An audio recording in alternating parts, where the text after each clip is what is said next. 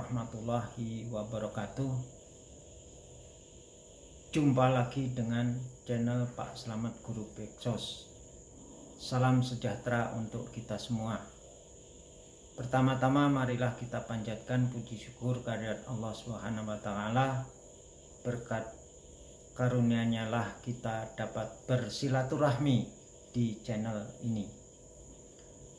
Para pemirsa yang berbahagia, kali ini kita akan membahas tentang teknik-teknik pendekatan pekerjaan sosial dalam penanganan masalah klien individu. Baik, kita langsung saja ikuti video berikut ini. Pembahasan kali ini kita akan memahami teknik-teknik pendekatan penanganan masalah klien individu.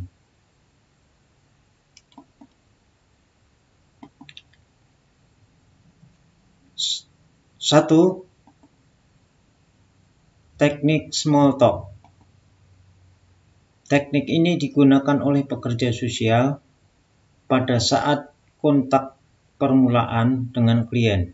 Tujuan utama small talk adalah terciptanya suatu suasana yang dapat memberikan kemudahan bagi keduanya untuk melakukan pembicaraan, sehingga hubungan selanjutnya dalam proses intervensi akan berjalan sesuai dengan yang diharapkan.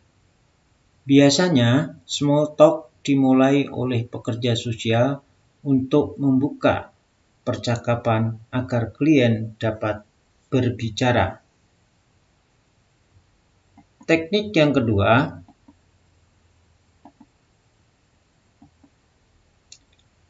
teknik ventilation. Teknik ini digunakan oleh pekerja sosial untuk membawa ke permukaan perasaan-perasaan dan sikap-sikap yang diperlukan, sehingga perasaan-perasaan dan sikap-sikap tersebut dapat mengurangi masalah yang dihadapi klien. Pekerja sosial dituntut untuk dapat menyediakan kemudahan bagi klien dalam mengungkapkan emosi secara terbuka. Tujuan teknik ventilation adalah untuk menjernihkan emosi yang tertekan karena dapat menjadi penghalang bagi gerakan positif klien. Dengan membantu klien menyatakan perasaan-perasaannya, maka pekerja sosial akan lebih siap melaksanakan tindakan pemecahan masalah serta dapat memusatkan perhatiannya pada perubahan diri klien. Teknik yang ketiga adalah support. Teknik ini mengandung arti memberikan semangat, menyokong dan mendorong aspek-aspek dari fungsi klien, seperti kekuatan-kekuatan internal, cara berperilaku dan hubungannya dengan orang lain. Support harus didasarkan pada kenyataan dan pekerja sosial memberikan dukungan terhadap perilaku atau kegiatan-kegiatan positif dari klien. Pekerja sosial harus membantu klien apabila klien mengalami kegagalan dan sebaliknya lebih mendorong klien apabila berhasil. Sebaiknya pekerja sosial menyatakan terlebih dahulu aspek-aspek yang positif sebelum menyatakan aspek-aspek negatif dari situasi yang dialami klien.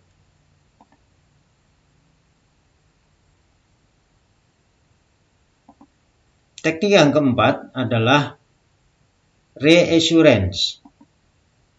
Teknik ini digunakan untuk memberikan jaminan kepada klien bahwa situasi yang diperjuangkan dapat dicapai pemecahannya dan klien mempunyai kemampuan untuk menyelesaikan masalah-masalahnya. Reassurance harus dibuat realistis dan tidak dapat dilakukan terhadap kenyataan yang tidak benar. Pekerja sosial harus memberikan reassurance dalam waktu yang tepat dan memberikan kesempatan kepada klien untuk menyatakan perhatian dan kegagalannya secara wajar. Oleh karena itu, reassurance dilaksanakan dengan kesadaran bahwa penyesuaian dapat dilakukan dalam setiap situasi. Reassurance digunakan dengan menghargai kemampuan-kemampuan, perasaan-perasaan, dan pencapaian-pencapaian klien.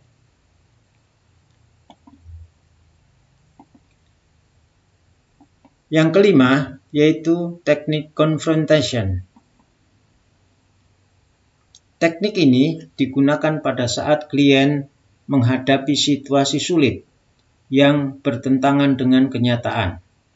Pekerja sosial harus mengetahui bagaimana keadaan klien, mendinginkan perasaan-perasaan sakit sehingga klien dapat keluar dari situasi yang menyakitkan.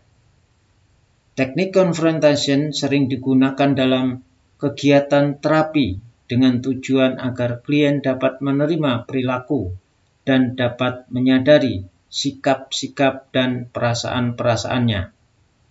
Pekerja sosial dapat mengembangkan beberapa pandangannya yang dapat memberikan motivasi kepada klien untuk mengubah perilakunya.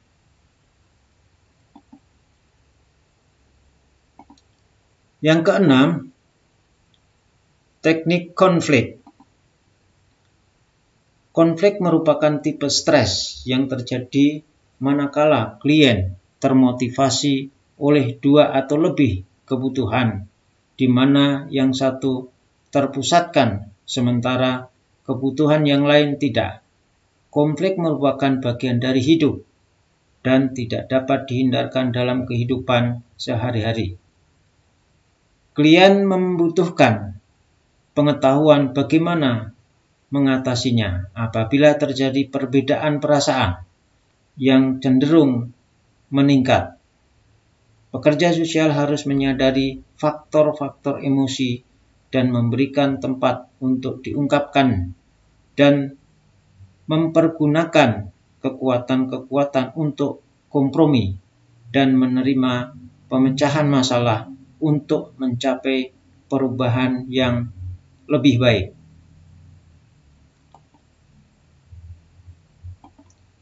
Yang ketujuh, yaitu teknik manipulation. Teknik ini merupakan keterampilan pekerja sosial dalam mengelola kegiatan, orang-orang, dan sumber-sumber yang dapat digunakan dalam pemecahan masalah klien.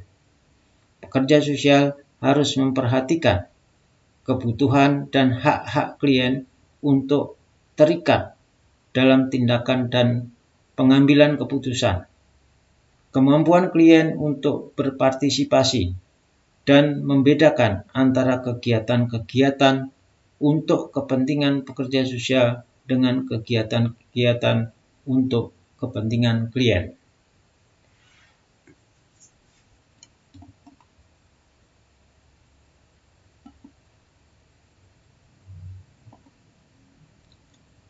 Delapan, yaitu teknik universalization. Teknik ini digunakan melalui penerapan pengalaman-pengalaman dan kekuatan-kekuatan manusia dengan situasi yang dihadapi oleh klien. Tujuan teknik ini adalah memberikan pengaruh kepada klien yang mengalami situasi emosional yang berlebihan, agar menyadari bahwa situasi yang sama juga dihadapi orang lain. Menyumbang dan membandingkan pengetahuan tentang cara-cara pemecahannya kepada klien, dan memperkuat hal-hal lainnya yang berkaitan dengan masalah yang dihadapi klien. Teknik yang kesembilan adalah advice giving and counseling. Teknik ini berhubungan dengan upaya memberikan pendapat yang didasarkan pada pengalaman pribadi atau hasil pengamatan pekerja sosial, dan upaya meningkatkan suatu gagasan yang didasarkan pada pendapat-pendapat atau digambarkan dari pengetahuan profesional. Keberhasilan teknik ini ditentukan oleh kemampuan klien mempergunakannya dan kemampuan pekerja sosial membuat asesmen yang valid.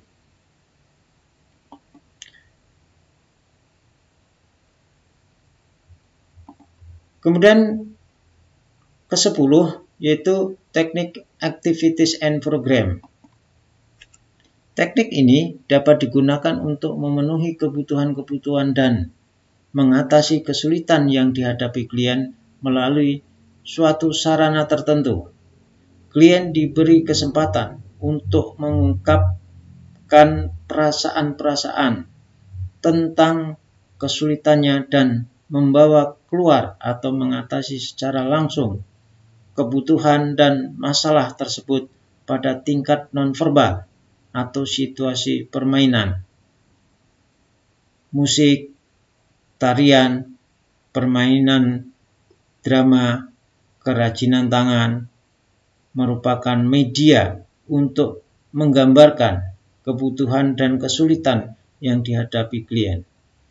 Pekerja sosial harus mengembangkan pengetahuan dan keterampilan yang dapat membantu memilih media terbaik untuk menyesuaikan kebutuhan-kebutuhan dan situasi-situasi klien.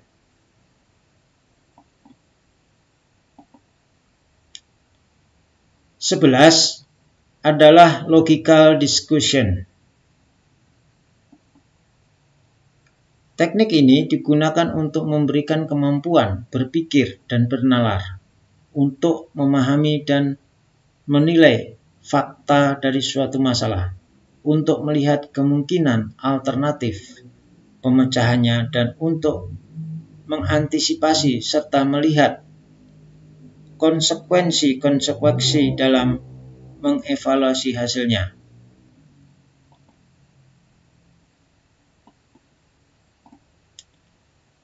(12) Teknik reward and punishment. Reward diberikan untuk perilaku yang baik dan punishment atau hukuman diberikan untuk perilaku yang buruk. Teknik ini digunakan dengan tujuan mengubah perilaku.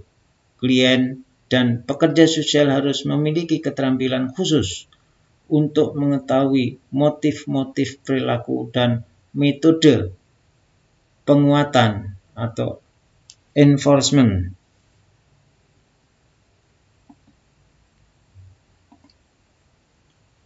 (13) adalah teknik role rehearsal and demonstration. Teknik ini digunakan apabila cara-cara belajar perilaku baru diperlukan. Pekerja sosial dapat meningkatkan fungsi sosial klien melalui latihan, penampilan peranan, baik melalui diskusi atau permainan, peranan atau kedua-duanya. Sebagai pengganti permainan peranan, pekerja sosial dapat juga mendemonstrasikan bagaimana tindakan-tindakan tertentu dilakukan.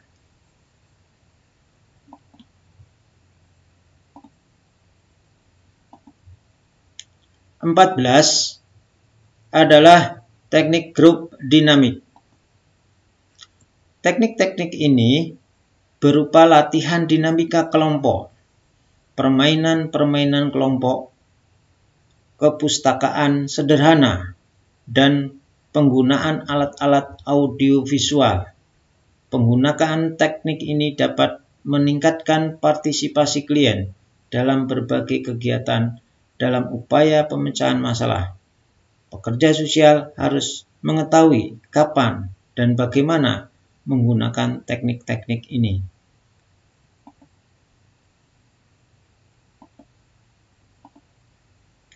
(15)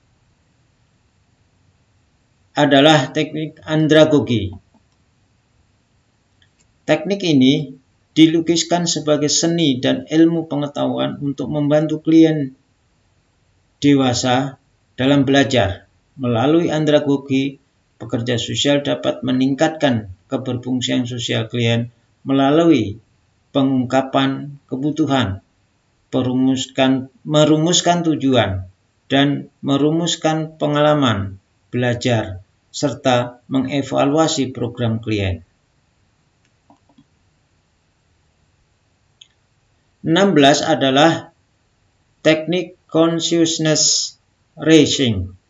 Teknik ini berhubungan dengan tugas membangunkan secara positif konsep diri klien yang berkaitan dengan lingkungan dan masyarakatnya. Pekerja sosial dapat menggunakan teknik ini dalam bekerja dengan kelompok klien yang mengalami depresi. 17 adalah teknik konseling atau pendekatan konseling. Konseling adalah inti dari praktek social casework. Pelayanan konseling diberikan untuk terapi masalah-masalah emosional dan interpersonal, individu dan keluarga. Terdapat 3 tahap dalam konseling, yaitu A. Tahap membangun relasi, B. Tahap mengeksplorasi masalah secara mendalam, dan C. Tahap mengeksplorasi alternatif solusi. Konseling bagi individu dan keluarga tepat diberikan untuk mengatasi masalah-masalah sosial emosional, seperti masalah post-traumatic stress disorder. 18. Teknik intervensi krisis. Intervensi krisis bertujuan untuk memberikan sebanyak mungkin dukungan dan bantuan kepada individu dan keluarganya dalam rangka memungkinkan orang yang ditolong mendapatkan kembali keseimbangan psikologis secepat mungkin. Komponen intervensi krisis antara lain: A. Fokus pada penyembuhan spesifik dan dibatasi waktu dan perhatian pada mereduksi ketegangan dan memecahkan masalah adaptasi. B. Klarifikasi dan asesmen akurat terhadap sumber stres dan makna stres bagi individu, dan diikuti dengan restrukturisasi kognitif secara langsung. Membantu individu dan keluarga mengembangkan mekanisme pemecahan masalah adaptif. C. Berorientasi realitas, mengklarifikasi persepsi kognitif, mengkonfrontasi penolakan dan distorsi, serta memberikan dukungan emosional. 19 adalah teknik terapi kelompok. Terapi kelompok bertujuan untuk memudahkan penyesuaian diri secara sosial dan emosional, social emotional adjustment, bagi individu-individu melalui proses kelompok. Partisipasi biasanya memiliki kesulitan dalam menyesuaikan diri. Terapi ini dioperasikan dengan membentuk tipe-tipe kelompok sesuai kebutuhan atau permasalahan yang dihadapi. Beberapa tipe kelompok yang kemungkinan relevan untuk masalah-masalah yang dialami oleh individu dan keluarga adalah: A. Kelompok rekreasi yang bertujuan untuk memberikan kesenangan. B. Kelompok rekreasi keterampilan, yaitu tipe kelompok yang bertujuan, selain memberikan kesenangan, juga mengembangkan keterampilan-keterampilan. C. Kelompok penyembuhan, yaitu kelompok yang membentuk untuk menyembuhkan masalah-masalah sosial emosional. D. Kelompok sosialisasi, yaitu tipe kelompok yang bertujuan untuk mengajarkan bagaimana seharusnya berperilaku sehingga tercapai penyesuaian diri. E. Kelompok pelatihan kepekaan, yaitu tipe kelompok yang bertujuan untuk melatih orang-orang yang tidak peka menjadi peka.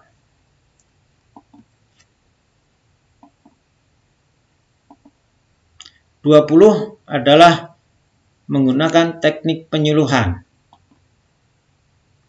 Penyuluhan merupakan teknik yang bertujuan untuk meningkatkan kesadaran individu dan keluarga terhadap suatu masalah dan bagaimana cara mengatasinya. Sasaran penyuluhan adalah meningkatkan kemampuan kognitif dengan memberikan informasi-informasi yang dibutuhkan. Bagian-bagian penting dari setiap perubahan yang terjadi dalam keberfungsian sosial orang diakibatkan oleh perubahan-perubahan kognitif. Perubahan kognitif sering diikuti dengan perubahan-perubahan sikap dan perilaku. Oleh karena itu, untuk mengubah perilaku dapat dilakukan dengan mengubah kognitifnya. 21. Teknik mediasi. Mediasi adalah suatu teknik untuk menghubungkan individu dan keluarga dengan sistem sumber. Setiap pemecahan masalah memerlukan sistem sumber. Sistem sumber kadang-kadang tidak responsif terhadap masalah dan kebutuhan memerlukan pelayanan. Oleh karena itu, mediasi diperlukan untuk menghubungkan individu dan keluarga dengan sumber daya yang terdapat di lingkungan. Nah, demikian tadi adalah teknik atau pendekatan-pendekatan dalam penanganan masalah individu. Sekian, terima kasih. Semoga materi ini bermanfaat. Yuk, dukung channel ini dan jangan lupa tekan tombol subscribe. Wassalamualaikum warahmatullahi wabarakatuh.